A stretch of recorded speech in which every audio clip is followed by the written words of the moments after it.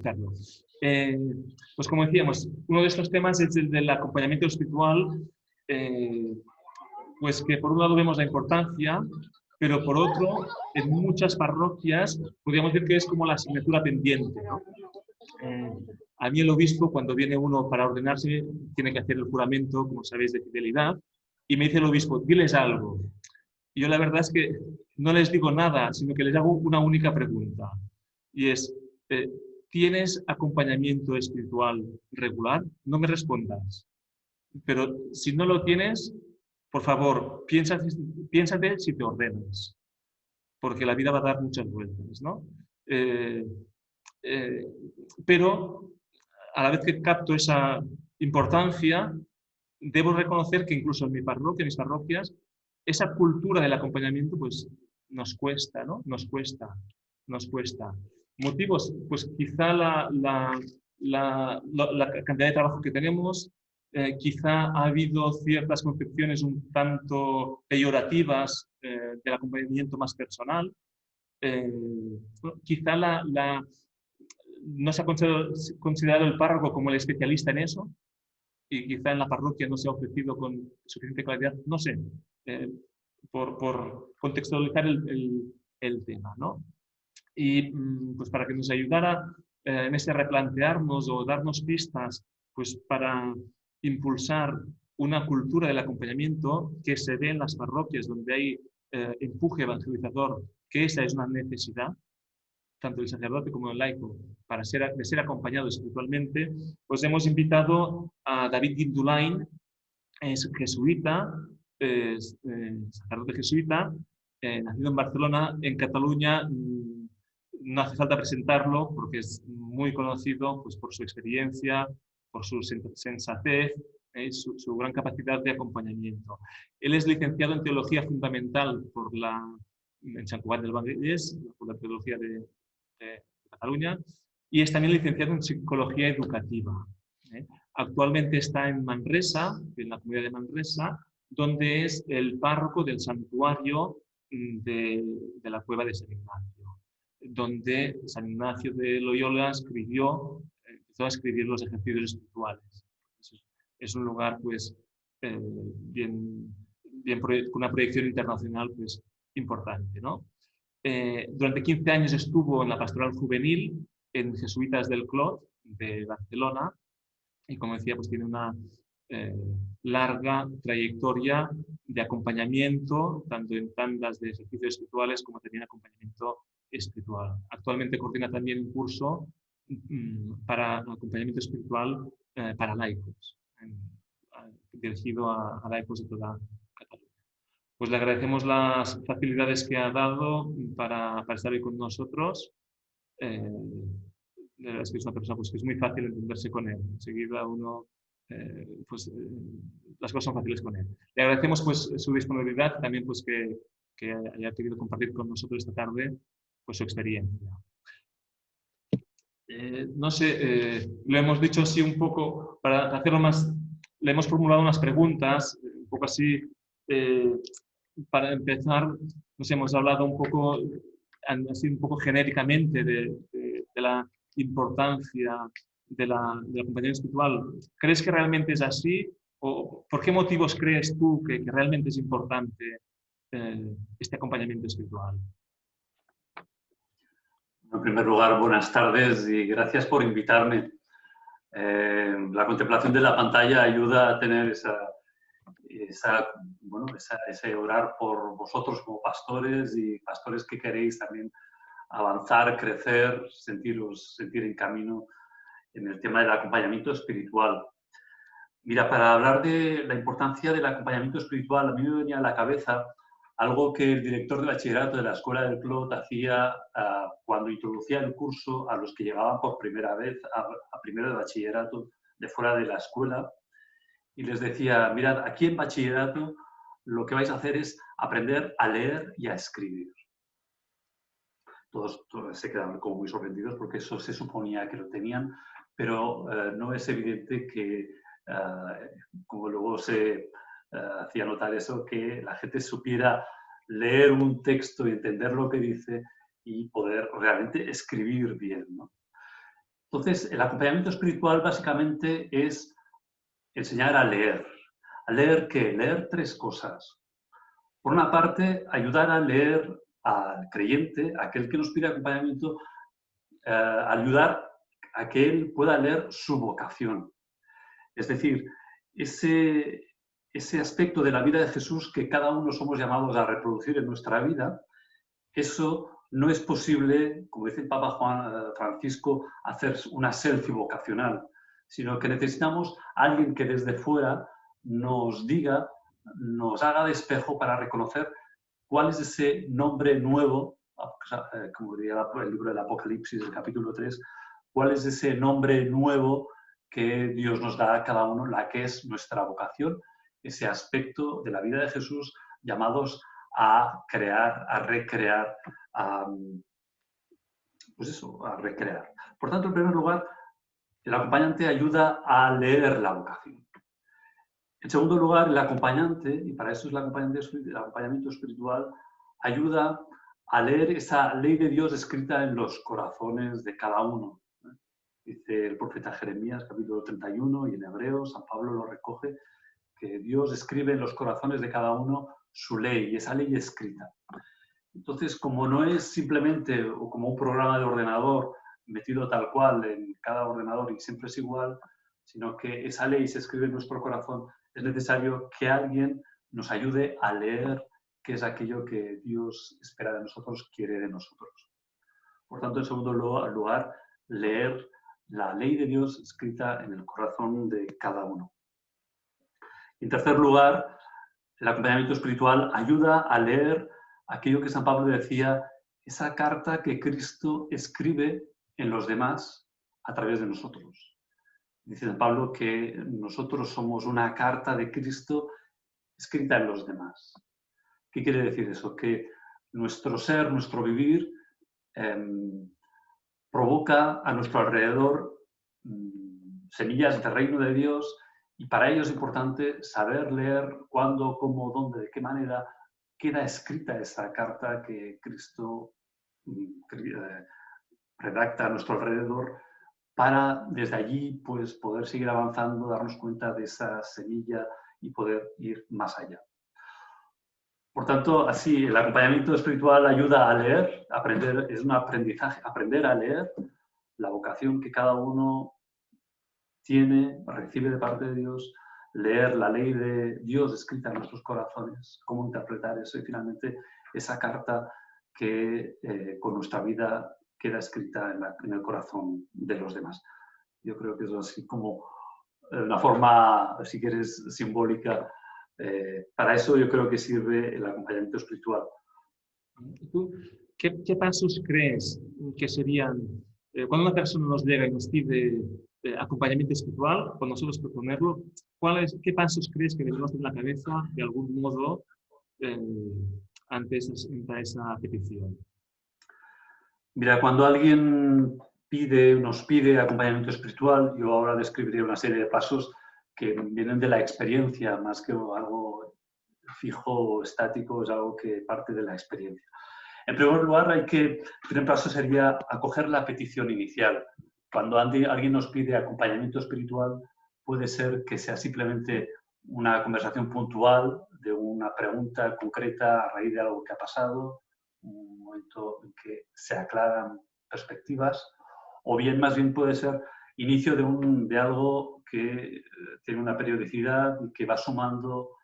Por tanto, detectar si es puntual o más bien algo que puede ser habitual es importante.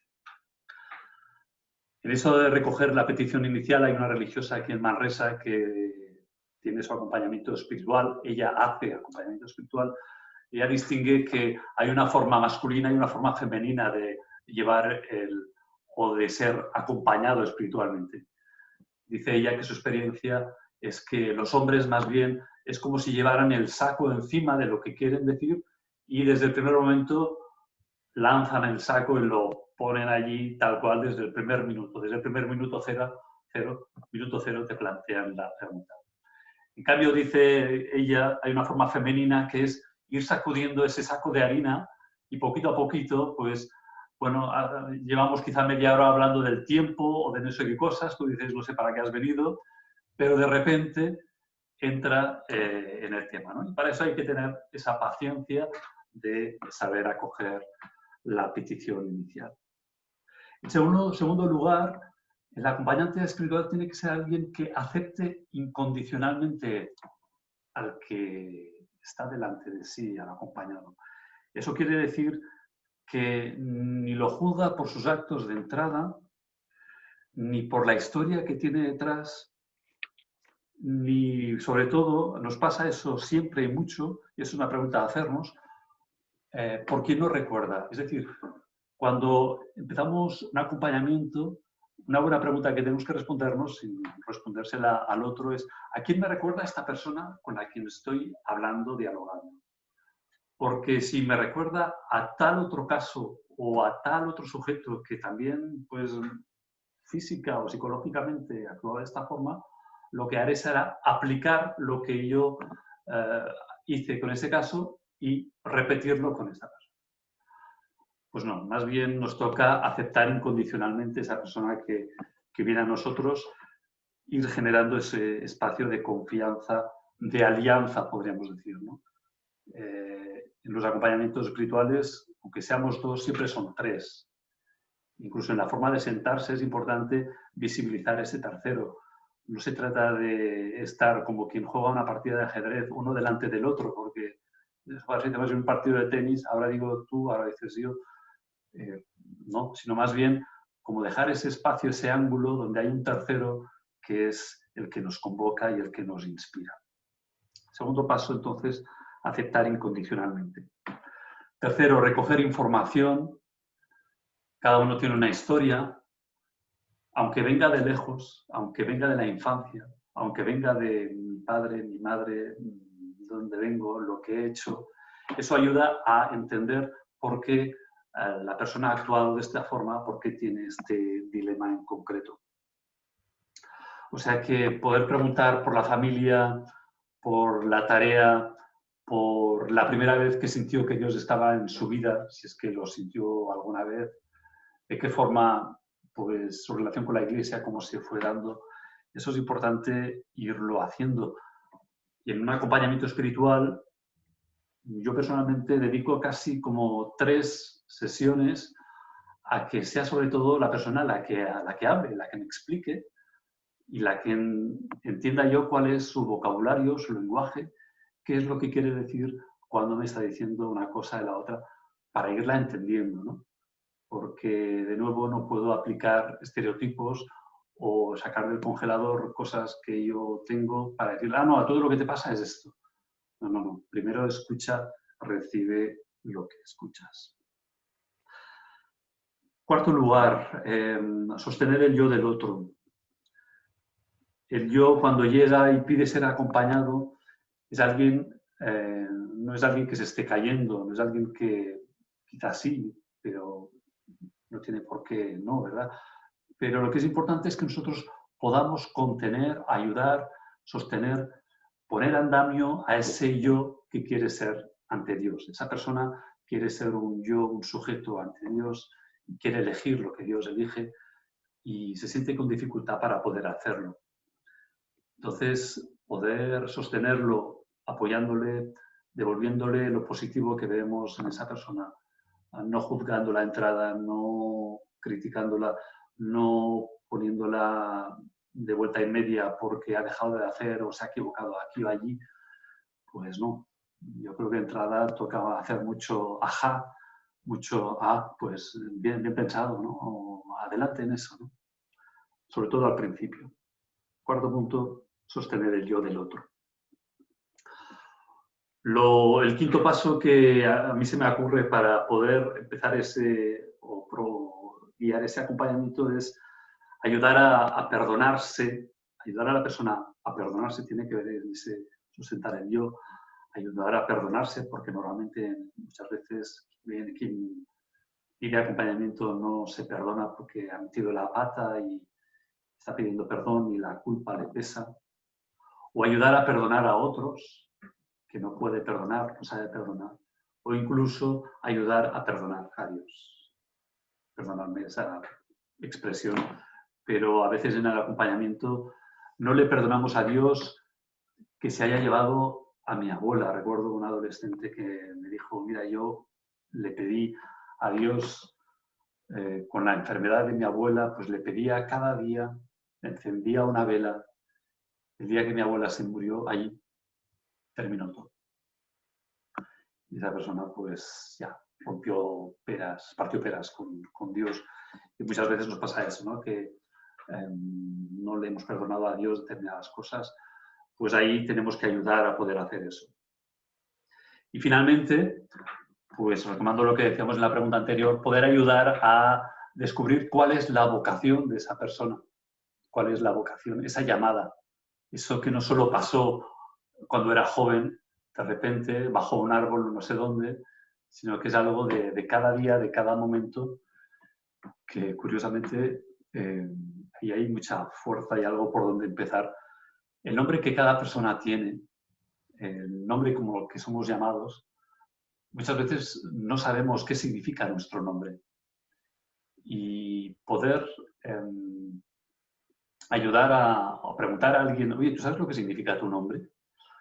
¿O tú sabes por qué te pusieron este nombre? Entonces uno entiende pues, que si los padres, los padrinos, los abuelos, o recuerdo el día que una persona, Alicia, que acompañaba, pues le dije, mira, ¿sabes que Alicia significa verdad?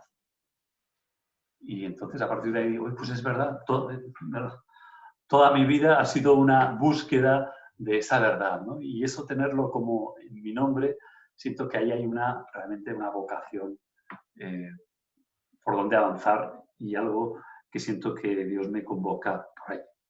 Por tanto, repito, son esos 6 pasos.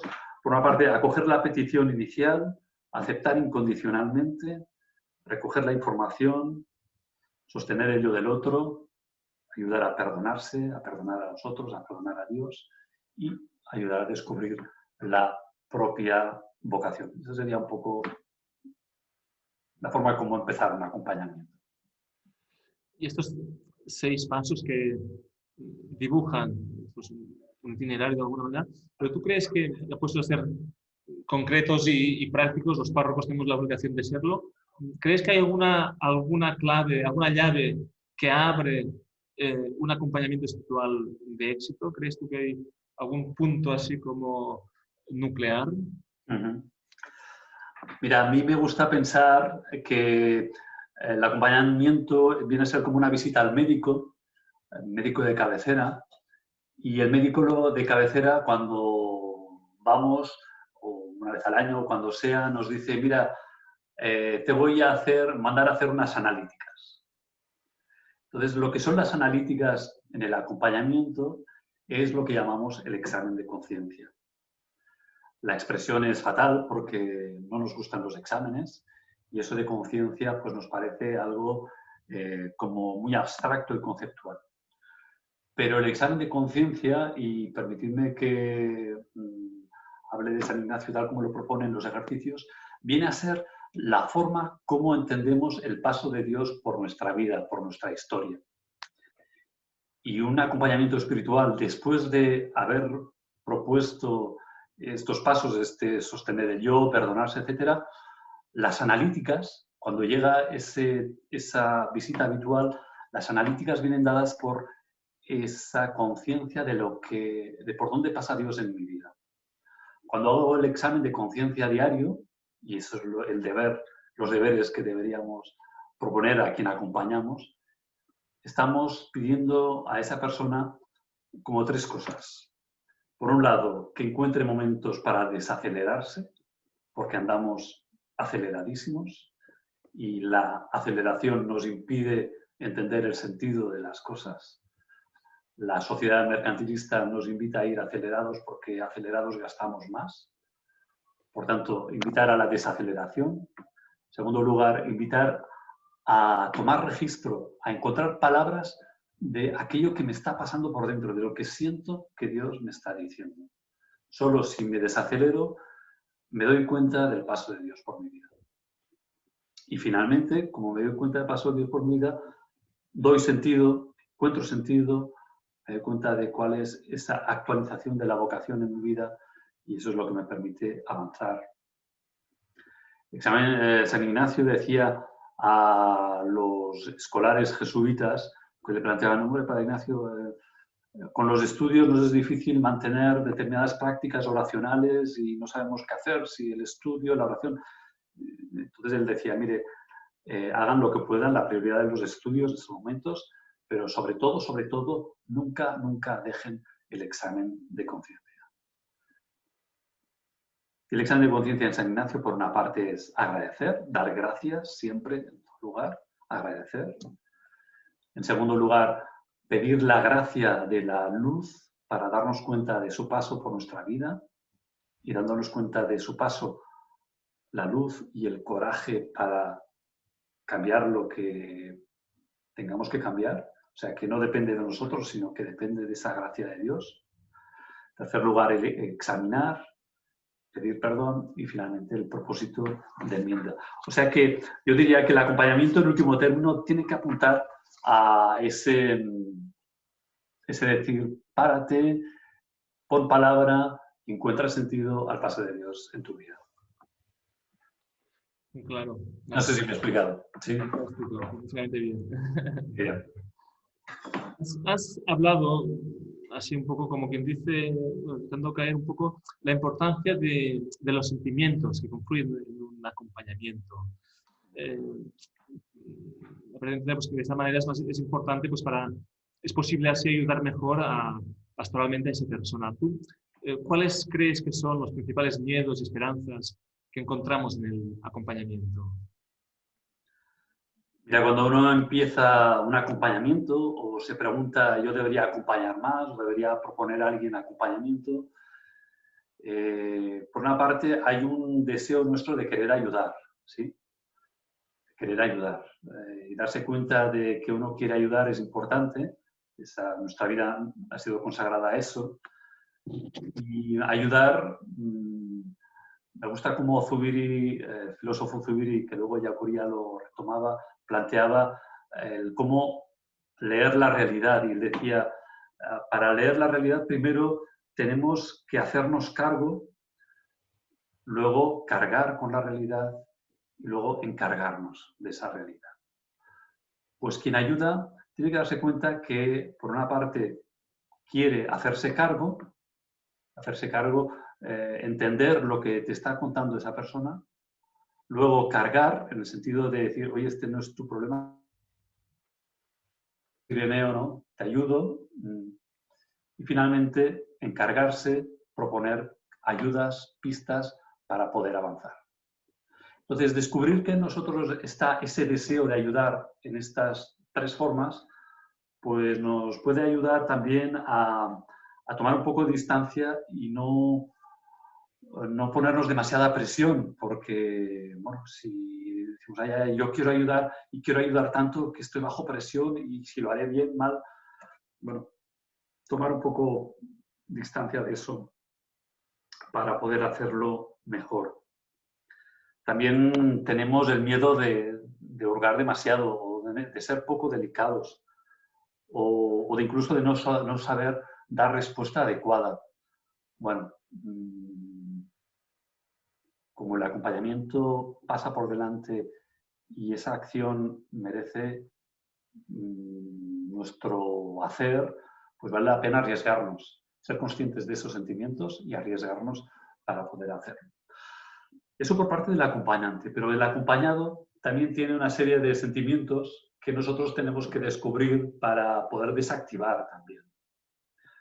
Por una parte, el acompañado necesita descargar la incertidumbre.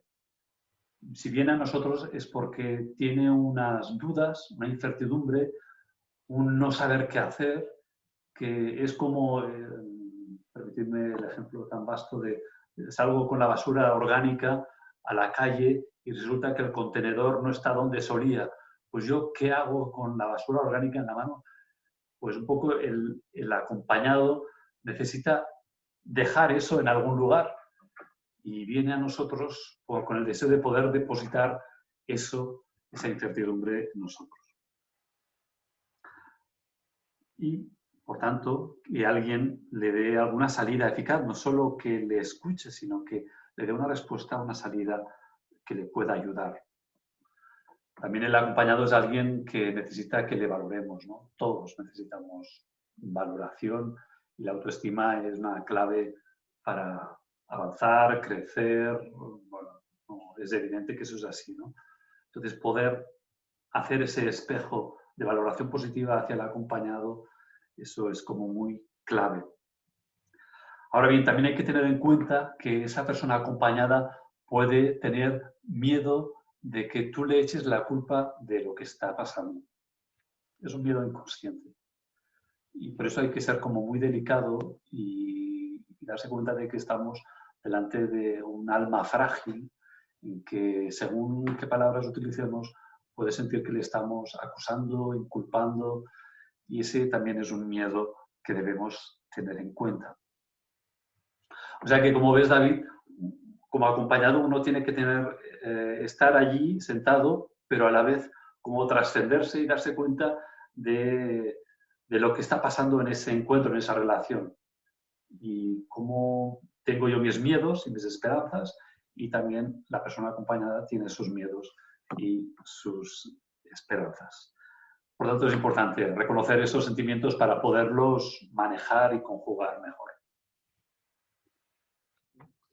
Otro tema siguiendo un poco los escritos del Papa Francisco, hace referencia también su palabra a la importancia del discernimiento. Pero lo da un poco como presupuesto. No se tiende muchas veces a explicar qué es el discernimiento y también qué papel crees que tiene tú el acompañamiento espiritual para discernir bien. No sé si como jesuita tú entiendes, sabes leer más entre líneas, lo que quizá a nosotros nos cuesta a veces un poco leer, ¿no? ¿Qué entiende el Papa por discernimiento y sobre todo qué relación tiene con esa urgencia que está diciendo el Papa, esa necesidad que está poniendo sobre la mesa en estos momentos del Papa y el acompañamiento espiritual? Mira, para Francisco el discernimiento tiene que ver con la misericordia, ¿no? El discernimiento viene a ser un instrumento de misericordia y, por tanto, el acompañamiento es un instrumento de misericordia. Él, cuando tenía 17 años, leyó ese escrito de San Beda el Venerable, ¿no? Diciendo sobre la vocación de Mateo, diciendo que viéndolo le amó y le eligió. Ese es el lema de su pontificado. Para él el tema del discernimiento es como algo clave, es herramienta de esa misericordia. Entonces, él viene a decir que por una parte los obispos tienen la tarea de identificar los elementos que favorecen la evangelización, que los presbíteros tienen que ayudar al fiel, al creyente, a los creyentes, a distinguir adecuadamente lo que ayuda y lo que no, con una mirada que discierna cada situación. Una cosa es los obispos que detectan, los presbíteros que distinguen lo que ayuda, lo que no ayuda, pero luego cada creyente debe discernir cuál es el camino que el Señor le pide, ¿no? Y tomar conciencia de su situación ante Dios. Como acompañantes, y eso lo dice el Papa Francisco, tenemos que animar a dejar espacio al creyente para que pueda él darse cuenta de cuál es el siguiente paso que puede dar. A veces planteamos unos máximos que pueden llegar a bloquear o decir, oye, esto no va conmigo. Y más bien yo creo que el Papa Francisco propone un acompañamiento, un discernimiento en que todo creyente se ponga en camino y honestamente se dé cuenta de cuál es el siguiente paso que puede dar, la respuesta generosa que puede tomar, ¿no? De hecho, entonces de no caminar solos, de que ningún creyente debiera caminar solo, y como decíamos en el curso de acompañamiento para laicos, ningún creyente debería quedarse sin acompañamiento. Tú hacías esa pregunta a los sacerdotes, pero ningún creyente tendría que quedarse sin acompañamiento puntual o habitual, ¿no? Eso está claro. Bueno, entonces esa luz que el Papa Francisco nos da sobre el tema del Amoris Laetitia, ¿no? Aparece la cuestión de los separados, los divorciados, los abandonados. Dice él, se trata de acompañarlos con gran respeto, evitando todo lenguaje y actitud que les haga sentir discriminados. Yo creo que hay allí un que hacer bolillos, hay algunas filigranas que hacer de cómo proponer el siguiente paso, al mismo tiempo que no se sientan discriminados, sin prescindir de la exigencia de verdad, pero al mismo tiempo descubrir las circunstancias atenuantes de cada caso, ¿no? Francisco le gusta citar a Santo Tomás diciendo que una cosa es el principio general y la otra el caso concreto. Y que dice Santo Tomás que cuanto más se afrontan las cosas particulares, tanta más indeterminación hay. Una cosa es la ley general, necesaria, y la otra, a medida que vayas entrando en lo concreto, ese espacio va siendo como un poco más indeterminado y, por tanto, eso hay que acompañarlo, hay que estar ahí apoyando. Y él llega a decir que un discernimiento que no coincida con la ley general no significa que la Iglesia sostenga una doble moral, sino que sabe acompañar lo particular. Yo creo que ahí tenemos ese reto, ¿no? De poder acompañar lo particular, porque a veces cerramos caminos de santidad proponiendo imposibles, sabiendo que al mismo tiempo tampoco podemos elevar a máximas generales cosas concretas que uno u otro va haciendo. Y bueno, entonces yo creo que es bonito, me ha resultado simpático ver que una de las pantallas, la de Juan Manuel, es ese cuadro de Caravaggio, donde precisamente aparece Jesús apuntando a Mateo, diciéndolo, ¿no? Pues amándole le eligió, ¿no? Y dice, a cada uno Dios nos ama y porque nos ama nos elige. Eso es bonito considerarlo para el acompañamiento. Por allí iría un poco, sí, de salud. Gracias. Un poco, siendo realistas, la verdad es que no suele ser muy habitual que los creyentes nos pidan esa ayuda, ¿no? Una ayuda de este tipo de acompañamiento así explícito. ¿Cómo ayudar a ir generando esa cultura del acompañamiento en nuestra tarea diaria, en entorno de nuestra pastoral ordinaria? Lo que está en nuestras manos y es posible hacer, ¿no? ¿Se te ocurre algunas pistas? Pistas para ver si ayudan, ¿no? Hemos empezado diciendo que acompañar espiritualmente es ayudar a leer, y yo creo que todo ejercicio de ayudar a leer la palabra de Dios es, pues, poner luz sobre la propia vida. Y más que ayudar a leer la palabra de Dios, dejar que la palabra de Dios nos lea a nosotros. Entonces, poder leer adecuadamente, poder ayudarse de un comentario, poder incluso comparar versiones de ese evangelio de cada día, estamos ayudando a que la persona pues encuentre luz en la palabra de Dios, ¿no? O sea que acompañar en primer lugar puede ser también ese ayudar a leer la palabra de Dios. Yo, mi experiencia del santuario de aquí en la cueva, donde vamos teniendo pues, el confesionario, muchas veces es un espacio donde es trampolín hacia los acompañamientos, ¿no? Se dan casos particulares donde invitas a la persona a decir, mira, ¿te parece luego seguimos hablando o quedamos en otro momento? Porque en estos momentos pues estamos, quizá por tiempo o por lo que sea, le invitas a otro contexto, poder ayudarle, poder entender el contexto, poder darle pistas a partir del sacramento mismo, ¿no? Y entonces ahí el sacramento puede ayudar a ese acompañamiento. Luego, una cosa que me gusta hacer cuando llevaba a grupos de jóvenes es que, para que no se asustaran demasiado y proponerles ese acompañamiento, les decía, mira, me gustaría hablar con cada uno de vosotros sobre esta cuestión. Por ejemplo, empieza el curso, me gustaría hablar sobre cada uno de vosotros sobre lo que os gustaría que habláramos en las reuniones de grupo. Entonces, esa es la excusa para tomar a Clara, a Carlos, a Tomás, a Juan por separado y tener esa primera conversación sabiendo cuál es la pregunta que les voy a hacer, qué crees que tenemos que hablar durante el curso, pero luego resulta que a partir de una cosa viene la otra, mira por dónde van saliendo cosas que en el grupo no salían, pero individualmente pueden salir, ¿no?